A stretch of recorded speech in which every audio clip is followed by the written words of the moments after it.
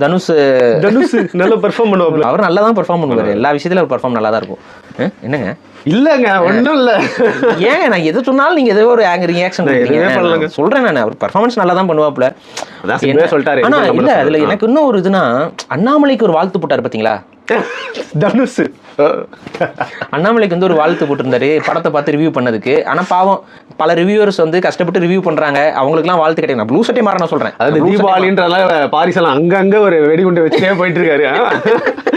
நான் ப்ளூ சட்டை மாற நான் சொல்றேன். ரிவ்யூ பண்ண எல்லாம் அவருக்கு சங்கடமா இருக்கும்ல, நானும் தான் ரிவ்யூ பண்ணேன். எனக்கு மட்டும் வாழ்த்து இல்லைன்னா என்ன ப்ரோ இது ரொம்ப ஹர்ட் பண்றீங்க என்ன அப்படிங்கிற மாதிரி இருக்கலாம்.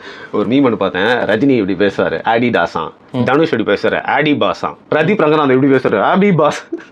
அது மாதிரி வந்து எல்லாருமே பேசியிருக்காங்க. ரஜினி வந்து அப்படி பேசுவார்ல, அதனால அவர் பார்த்து ரெப்ளிகேட் பண்றாங்களா தனுஷ் சொன்ன ஞாபகம் வந்துச்சு எனக்கு.